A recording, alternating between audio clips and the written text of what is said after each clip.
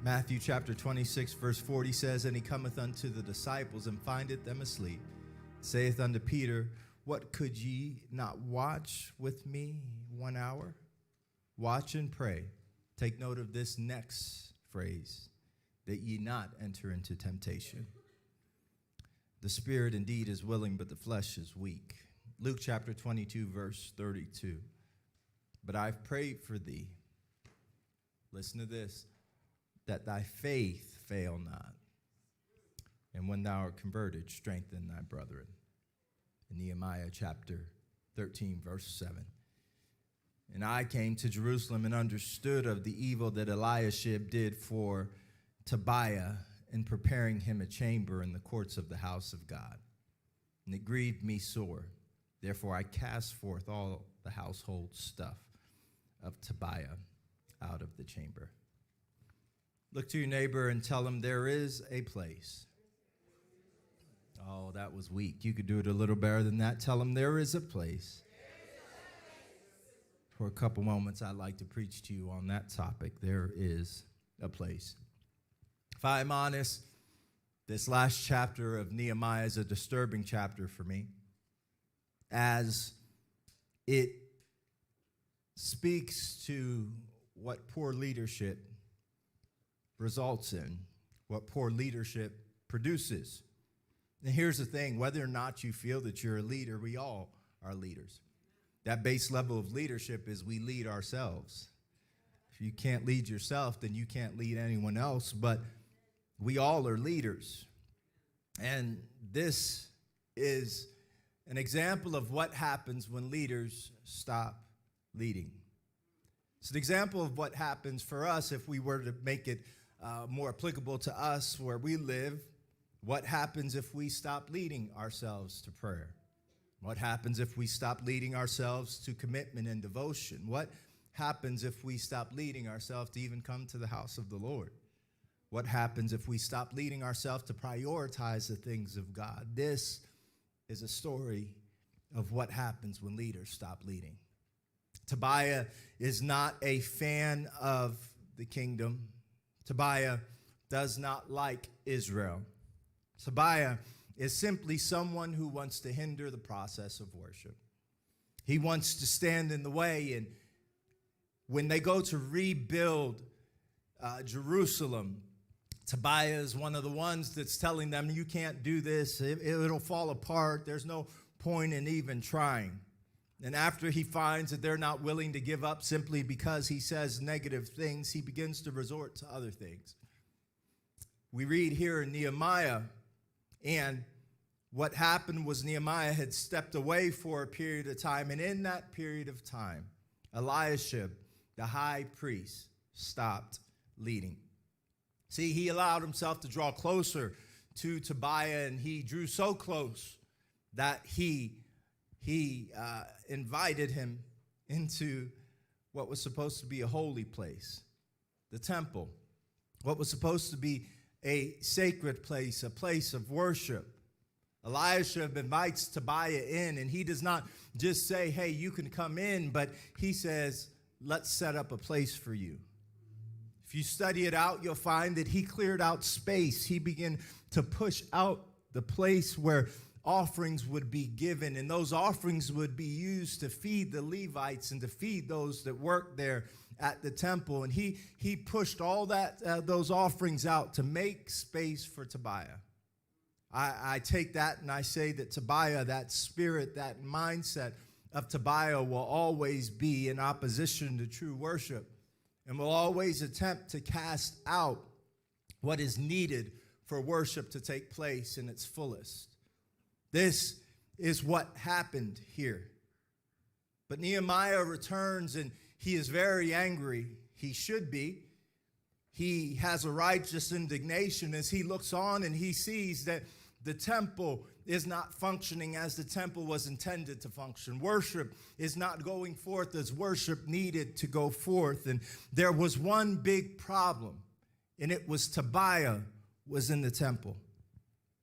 He goes in, and once he recognizes this, he goes and he takes all Tobiah's stuff and he casts it out. And I celebrate that, and that is an exciting thing. But here's why this passage, this chapter, is troubling. See, we celebrate the casting out of Tobiah, and yes, it needed to be done. But what was it that caused it to happen? Tobiah should have never been in the temple. What if the failings of Eliashib never gave way to the welcoming of one that was not for God or his people? What if the failings of Eliashib never gave way to one who wanted to hinder worship?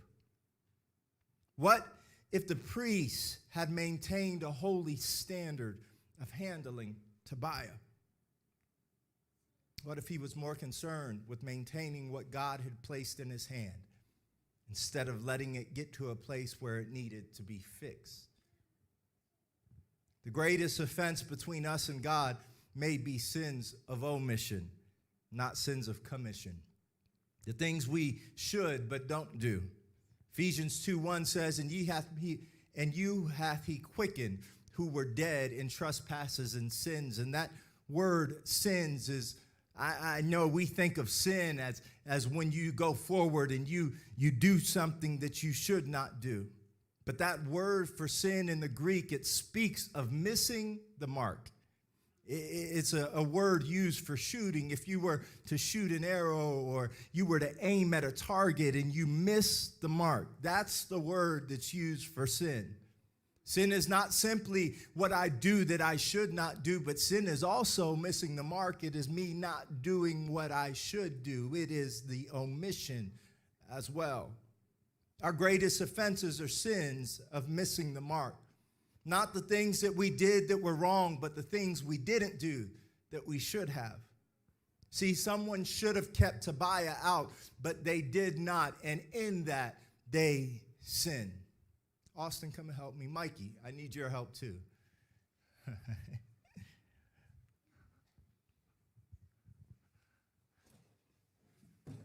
Grab that for me.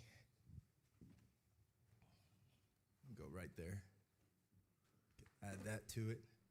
Mikey, come on. Austin, if you'll grab this one too.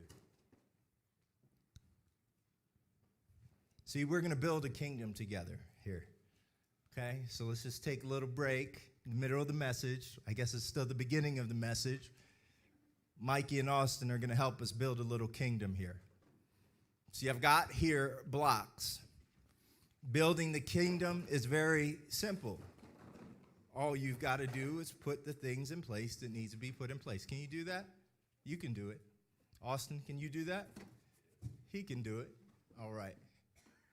Come on, just grab the whole box. All right. Here's what I want you to do first. I want you guys to take this box, these blocks rather. There you go. There's your kingdom blocks. And right up here, I want you guys to build the kingdom. Let me pull up my little timer here. Let's see. Does anybody have a timer readily accessible? Oh, okay. Somebody is excited about this. Okay. Right up here, I want you guys to work together and build the kingdom. Are you ready? Go.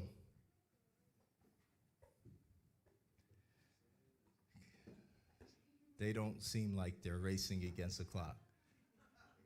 Come on, fellas. Is this as fast as you can go? Man. That's it. Okay. Come on, Mikey. Get in there, man. Just build it. You can do this. I promise you.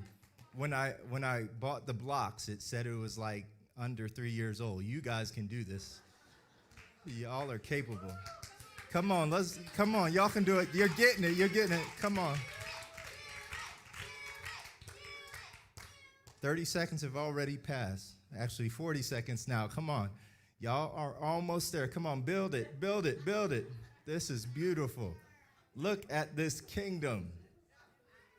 Yes, this is great. You guys are doing good. Come on, let's be encouraging. Let's not discourage. Let's lift them up. Come on. Y'all can do it. You might want to put the little blocks up on the top. There you go. Okay, okay. Yeah, you're almost there. You're almost there. Come on, come on. We're almost there. We're past a minute. Minute and 15, a minute and 20. Come on. Come on. You guys are almost there. Don't slow down. Keep it going. You can do this. You've got 30 seconds to have it done in under 2 minutes. Come on. Come on, come on. Don't stop. Don't stop. Don't stop. You are going so slow. This is wow. Okay. Yes. Come on, come on, come on. Here we go. 15 seconds. Come on. Come on. You're almost there. You're almost. Put the piece in, man.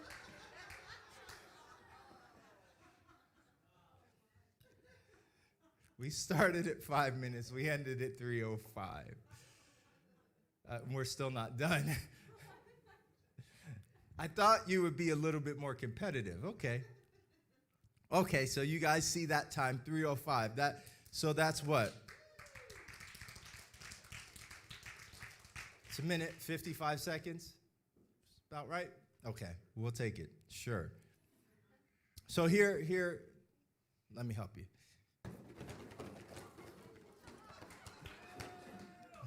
Okay. No booing. Let's stop that. Thank you. Okay. Now, here, push those back for me, Austin. Mikey, now I need you to get on the front, and I want you to build it. So it was a minute and 55 seconds, okay? A minute and 55 seconds. Let me reset my timer. Ready, set, go. Okay, so now Mikey is building it. Austin is not helping him. You're doing a good job. Come on, Mikey. You're moving pretty quick. Okay, you were. You're moving pretty quick. That's it. That's it. Come on. You want to beat that time, Mikey. Here, let me move these out of the way. You're doing a good job. Keep it up. Keep it up. Keep it up. But here's the thing. Now, Austin, why don't you work against him? Come on, Mikey, build it. You got to be quicker than him. There, you got to keep going. Keep going. Come on, Mikey, get it built. Come on, you can do this. Okay, we can stop there. Can y'all just put that in a nice pile over there? The goal was not really for me to see how quickly they could build.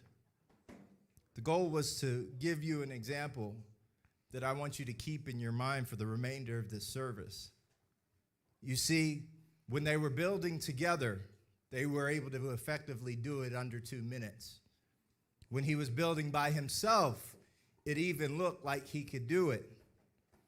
But when there was opposition, what should have been easy became near to impossible. Here's the point. It's a lot easier to build the kingdom when I work with the body rather than against it. See, it's a lot easier for me to put the blocks in place when I'm working together than when I'm in opposition. So there is a place where I don't have to pick up the fragments of what has been broken because I have rather chosen to protect what is in my care.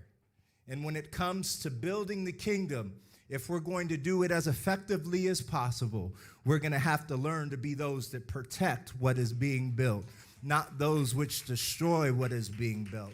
We're going to have to learn how to get alongside one another and get each other's help and put in the effort together, not one person building while another is tearing down. See, there's a place where my family thrives because we're protecting the environment of our home. There's a place where I am not ashamed because I prayed before I acted. There's a place where I am free because my past mistakes were learning experience that I choose not to repeat. So I'm preaching to you this morning. There is a place. Matthew chapter 26, we read it, and he cometh unto his disciples and findeth them asleep and saith unto Peter, what, could you not watch with me 1 hour? What? Watch and pray that you enter not into temptation. The spirit indeed is willing, but the flesh is weak. He says then in Luke chapter 22, but I have prayed for thee that thy faith fail not, and when thou art converted, strengthen thy brethren. Here's what I concluded this week as I begin to study for this message, and I begin to ask God, what is it that you want to say? And here it is. God is trying to work in the enter not and fail not dimensions where environments are preserved. God is trying to work in the dimensions where that ye enter not is being worked at, and where faith fails not is being worked at. But our biggest problem is that we're trying to work in the restore unto me dimensions where things have been fractured and need to be restored. Understand that our God is a creative God, that he creates things. He's trying to work in an environment not where we have to rebuild what started to be built and then was torn down, but instead he's trying to work in that place where we're protecting and preserving what is being built. How quickly could they have done it had they had somebody working alongside with them, another person? And then when Austin came in opposition, how much more effective would it have been if somebody would have stood in the way and said, no, you can't knock that block down, he's building it up. No, you can't knock that wall down, he's building it up.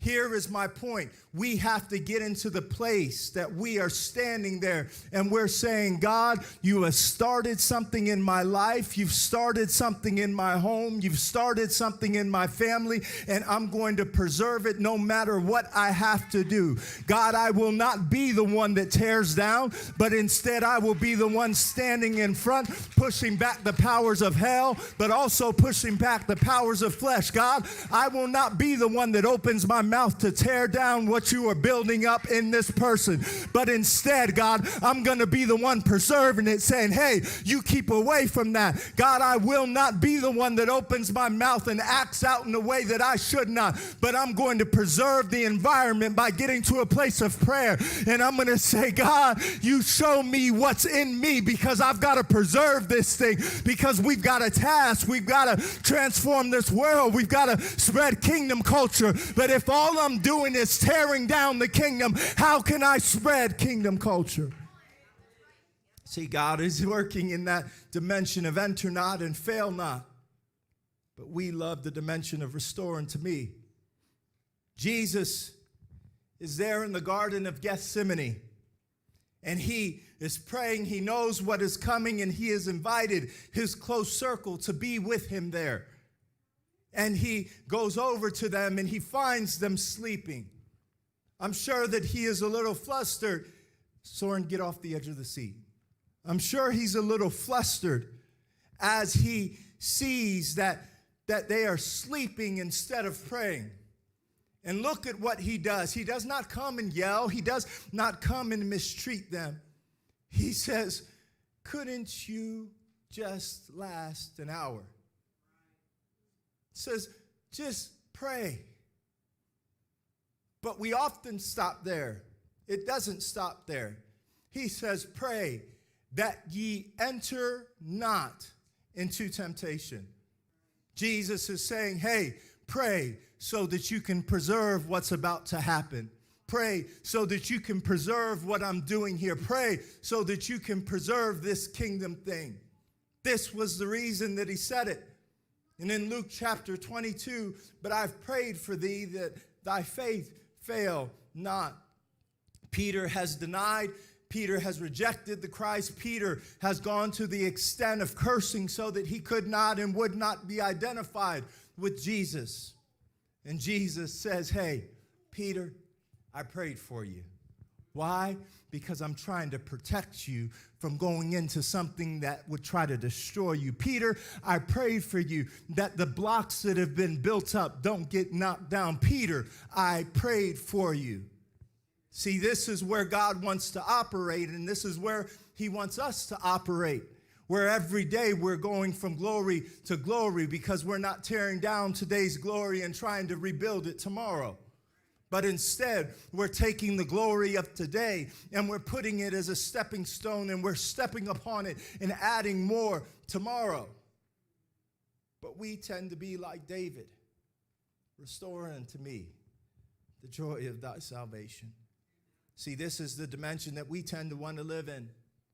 It's the God, I messed it up. Now, how do I fix it? Don't forget that the restore unto me prayer of David was the result of me first actions. And it is always that we find that when we consider me first, that the kingdom suffers. This place that I'm telling you there is not a physical location. It's a place of awareness where we are aware of what is within our control. And we're aware of what we have the ability to add to. And we're aware of what we have the ability to tear down. Because we often consider the situations of our life as having no significance. And we don't consider what God has put in our hands. And if we don't consider what God has placed there, then we will handle it in a way that tears down instead of building up.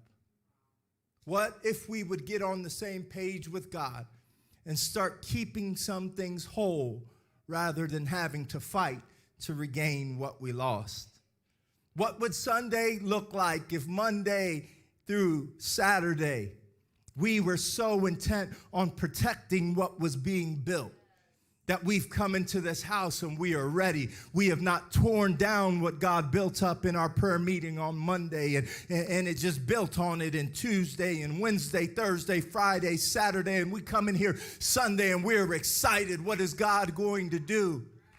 See, this is the concept. There is a place that we can get to. There is an awareness that we ought to have that causes those things to be more than just what if questions. What if our fighting was for the purpose of taking new territory, not trying to gain back what we surrendered to the enemy? See, we spend our time fighting and opposing hell and trying to take back things, and I want revival, but here's the thing. I want us to get to a place where we don't ever need revival because we have not died, so we don't need to be revived, but instead we are seeking after harvest. What if we focus the bulk of our energy on securing, empowering, and strengthening before, rather than trying to fix after? Thank God for his grace and mercy toward us, but there are aspects to it that we are prone to overlook. Yes, he forgives our sin, but he also gives us the grace to overcome the power of sin. Yes, he forgives our sin, but mercy is time to get it right and try again. Yes, he forgives our sin, but his grace and mercy don't just cover us when we fall. They help us so that we don't have to fall. So this being filled with his spirit is not just about talking in tongues and running the aisles and shouting a little bit on Sunday. It's about living right come Monday. It's about doing right in my home. It's about representing the king on my job. It's about watching my mouth so that I make sure that I am being a good ambassador of the king. We must not overlook the power of the Spirit to walk right, talk right, act right, and live right.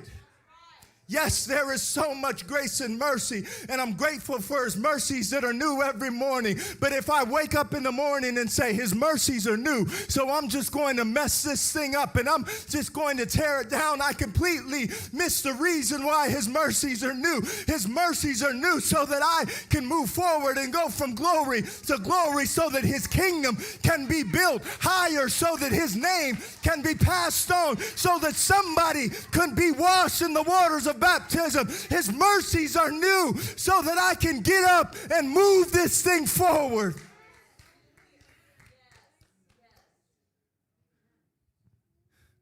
What would we rather do? Put the pieces of something back together, or keep it from fracturing in the first place?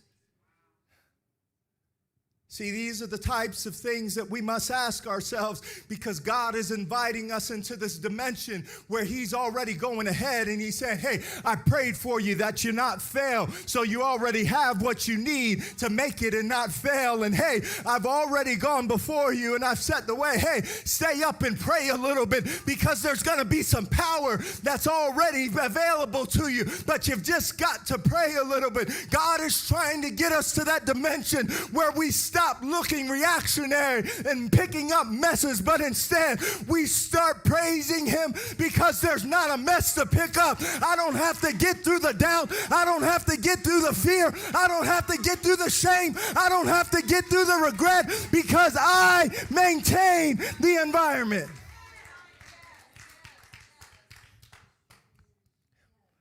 None of us would go to the grocery store and ask for the spoiled meat, would we? Hey, can you tell me where you keep your spoiled meat? I know that's got that sticker on it. It's got that yellow sticker with the yellow sticker with the yellow sticker with the red sticker. I want that one. Give me the one that has the purple sticker. We wouldn't go to the grocery store and ask them for the spoiled meat and then go home excited. Hey, I got something. Guess what I got today? I'm going to recover this spoiled meat right here. And then go over to the stove and cook that thing. And woo, it stinks, but it's going to be good. But instead, we go to the store and we look for the meat that's not spoiled. And then on top of it, you know what we do? We take it from the grocery store and we go home and we open up the freezer and we put it in the freezer because we want to preserve it even more. What if we had that mindset about the kingdom things? What if we had that mindset about the environments of our home? What if we had that mindset about the things of God where we said, God, on Sunday I got something powerful, but when I go home this afternoon, God, I'm going to preserve it because I don't want it to spoil, God. I don't want it to be lost. I don't want it to be knocked over, God. I have a use for this. This is going to benefit my life. This is going to benefit my family. This is going to benefit. Why don't we ask for the spoiled meat? Because we can do a whole lot more with something that's not spoiled than we can with something that is spoiled. God, I want to do something great for your kingdom. Start with your environment. God, I want to be used. Start with your environment. Start with your home. God, I'm going to start protecting things. God, when I feel something rising up in me that is not right, God, instead of allowing it to come out, I'm going to go and I'm going to find you because I'm not going to tear down this kingdom. God, you have already begun to build something up and I'm going to come alongside of you. What I'm preaching is this. If Tobiah is never invited in, we don't have need for Nehemiah chapter 13, verses 8 and 7. If somebody gets in their mind, I will preserve what is holy and righteous, we don't ever have to worry about whether Tobiah is going to slip his way in. If somebody gets it in their mind that I'm going to protect the kingdom, then we don't ever have to worry about Nehemiah coming back and having to find that worship has been interrupted. Here, let's bring it home. If we'll start protecting our environments like we never have before, if we'll start securing our environments like we never have before, when we are not in this place, then when we come to this place, we don't have to worry about worship being hindered. I could feel him from the moment that I step in because I spent all of the week securing this environment. I spent all of the week making sure that there was nothing hindering me from worship. I've got to find this place. I've got to get to this place because this is where God dwells.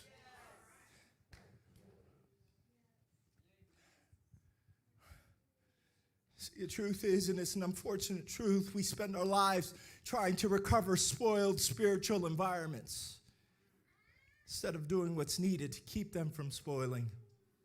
And if we would give the meat that we would buy at the store so much care that we would even take it out of the packaging and repackage it and put it in a nice little bag, and we might even write on the bag and put it in a freezer, how much more should we protect the environment of our home and say, I can't let that in because that's going to spoil my environment. And no, I can't respond like that because that's going to spoil my environment. And no, we're going to do this. As for me and my house, because I'm securing my environment. Somebody needs to get a hold of this today because this is where life happens. This is where being a disciple of Christ happens. I'm preserving the environment. I don't care what I have to fight, whether it be something on the outside or something inside of me. I've got to preserve the environment no matter the cost.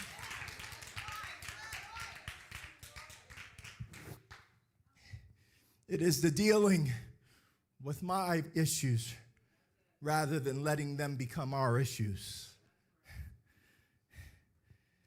Because here's what I know. My biggest obstacle is not some fallen angel. It's running around seeking whom he may devour. Maybe you understand him to be a little horned creature with a pitchfork. That's not my biggest obstacle. My biggest obstacle is me. My biggest obstacle is my big mouth. My biggest obstacle is my pride. My biggest obstacle is my arrogance. My biggest obstacle is me. And if I am not careful, I will stop fighting my biggest obstacle. And I'll make everything about this little fallen angel. You've heard me say it before, and I love it, so I'm going to repeat it. Sorry, it's hot. I know y'all are not, but Bishop Jack Cunningham said, you know what? If the devil had one wish on his birthday, it would be, I wish that I was as strong and as bad as the apostolic church says I am. See, my biggest obstacle is not the powers of hell. Yes, I understand. We fight not against flesh and blood. We pointed that out last week. But my biggest problem is not that something is showing up in the middle of the night to wake me and say, don't preach tomorrow. My biggest obstacle is when something doesn't go right and my spirit wants to get all twisted and out of sorts. And now I've got to swallow my pride and I've got to correct my spirit and I've got to position myself to move forward without tearing down the kingdom. See, it is the omissions. It is the things that we don't look at. It is the omissions, the things we should do but neglect to do. They are the things that destroy our homes. I'm so grateful that we understand the power of prayer.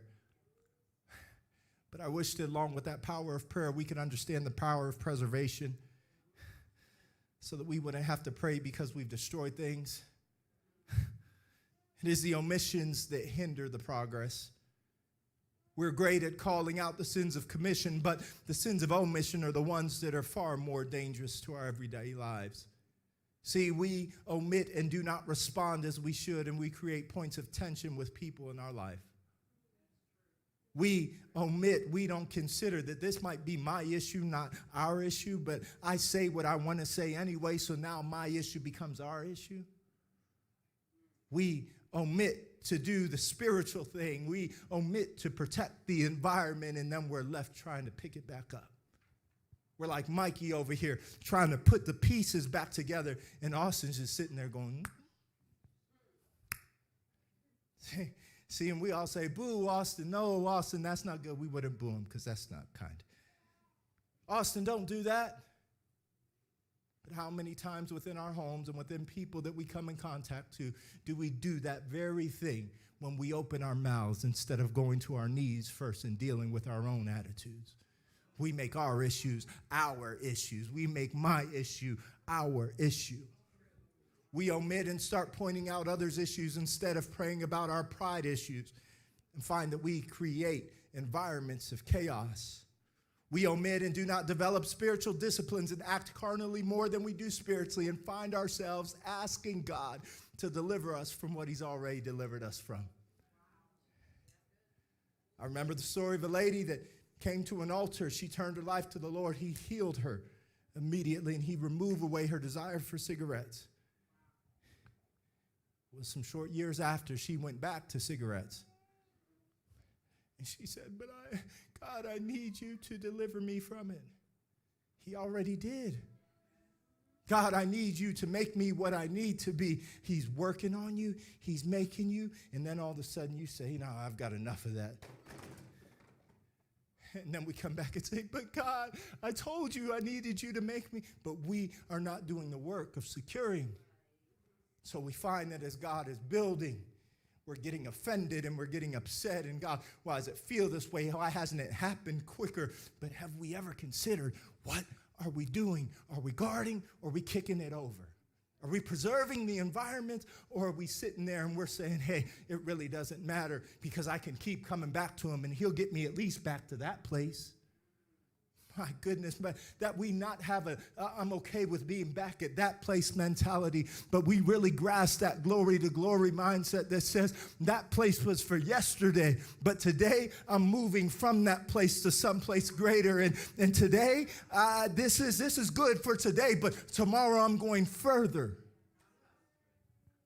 Yes, a prayer meeting after a fight with a member of your home is good, but what is better is a prayer meeting that stops you from responding in a way that causes a fight. I'm done preaching right there. Woo! Yes, it's good. I'm glad that we are becoming apostolic, and we're praying, and we're bringing our offenses, and we're dealing with them with one another. But I'm going to be more excited when somebody comes to me and says, hey, Pastor, you got to hear what happened this week. My wife said, and I felt like, but you know what I did? I went and I prayed, and when I came out of the prayer, it was like the environment was different. This is better. Why do we want something less when we can have something better? Why do we want to stay in yesterday's glory when we can move from glory to glory?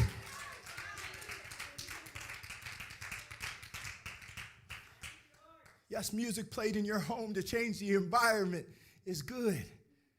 But how about you play music because you're looking to maintain the environment?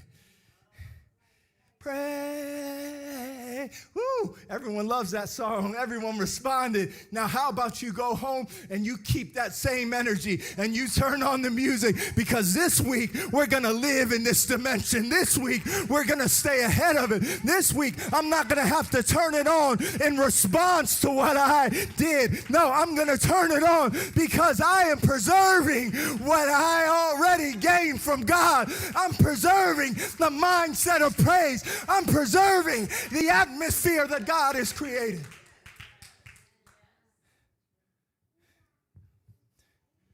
We tend to grow comfortable in trying to fix destroyed environments. Jocelyn, come. Instead of working to keep environments intact. And maybe I've been confusing in my preaching of it. And that's okay. Well, it's not. I should do better. And I endeavor to. But if you take nothing, take this. I'm convinced you cannot sway me from, you cannot change my mind about this fact. There is a place where there's a place in God where we find ourselves working with God rather than against Him.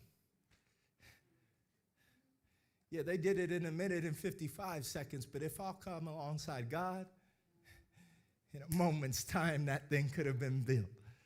There is a place where we find ourselves working with God. But this place is only found when we get serious about eradicating the omissions. God, where in my life am I missing the mark?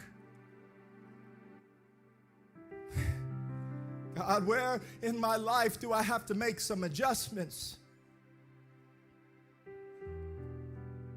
Tuesday night we were talking about, actually it was a couple Tuesday nights ago, the foundation series, we were talking about the infilling of the Holy Ghost, speaking in other tongues. With the initial evidence of speaking in other tongues, and I taught on that. And afterwards, Brother Tom came up to me. He said, Pastor, that's not the only sign that you have the Holy Ghost. He said, you're right, it is the initial evidence. They speak in tongues. You know that they have the Holy Ghost. But if that's all we ever do, we've missed it. There better be a life that's lived thereafter. There better be some fruit that's produced thereafter. I'm not coming to tell you you're wrong and you need to make things right. I'm coming to tell you that we all are in this thing where we omit far more than we should. I'm coming to tell you that, hey, with that word sin, we're all on a level playing ground. because I might not be out doing the things that you would think are sin. But there's some things which I'm missing the mark on. And here's what my prayer has to be. God, how can I work with you? God, I'm getting serious about eradicating those omissions because I want to preserve this thing. I can only speak for me, but my hope is that my children are more effective than me. My hope is that this church produces people that can preach the gospel in such a way that I get to just sit back and look at them and say, wow, God, look at what you've done. My desire is not to be this person that has to stand behind this pulpit until my last breath is taken. But that we become a generation of people that become serious about preserving the environment and building the kingdom to such a degree that when there comes a time, I get to step back, still working for the kingdom. There's no retiring in the kingdom, only refiring. Still working for the kingdom, but I get to watch someone with the zeal and strength to get up here preaching with everything that is in them. And I get to look on and say, they got it. They got a hold of the omissions in their life. The things we are not doing are more dangerous than we recognize. We are trying to do spiritual things to restore what has been broken, rather than guarding against the things that will destroy the sacred and holy. And to that I say, we must get this thing right. Let's preserve, let's protect, let's secure, because there's a kingdom. And securing the kingdom is the most important thing. If we could all stand.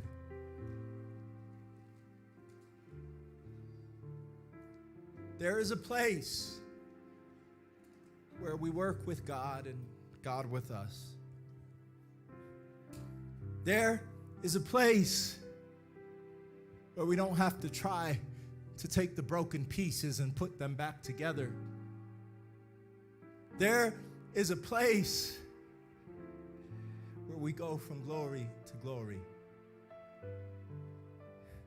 If we're going to get to that place, we're going to have to get there by asking the question, will this response, will this mindset, will this action, will this, you fill in the blank, build the kingdom?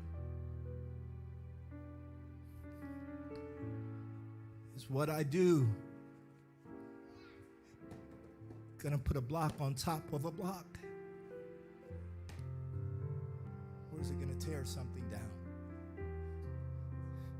Is what I do going to cause this thing to get to new heights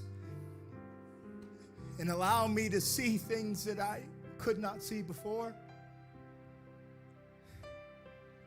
If I can build this thing, there's a vantage point that I get to have that I could not have before. But will what I do cause it to be built up or torn down? With your eye closed, I really don't know. If I'm honest with you, I really don't know what you are facing, and I really don't know if this even connects with where you're at. But I know this: if we all will join together and get serious about protecting the kingdom environment, we'll get to see kingdom results. Every hand lifted. Come on, can you begin to talk to God right where you are? See, because I have a sense that while we were listening to these words and while we were in this thing, interacting one with another with the Word of God, that there are some things that begin to come to our mind. And here's the point in which we begin to say, God, all right, I'm going to start this thing right. God, I might have been one that tore the walls down before. I might have been one that tore the kingdom down before. But today, God, today is the first day that I'm going to set some blocks down. God, right here in this service, in this moment, my prayer is not, Lord, that you will fix everything that has been broken, God. But this is about me saying, Lord, what I am starting today, the foundation that I am building today is a foundation that I am committing myself to protecting. God, I am coming to you with my hands raised, declaring that I am in the business of securing and protecting. God, I'm going to get out of the restore unto me dimension, God, and I'm going to get into that dimension, Lord, of enter not and fail not. God, there's some things I'm not going to enter into because I'm preserving the environment. God, because I'm preserving the kingdom from being torn down. God, there's going to be some places where I'm not going to fail because instead of responding, God, I'm going to come to you, Lord, and I'm going to live in that enter not, fail not dimension.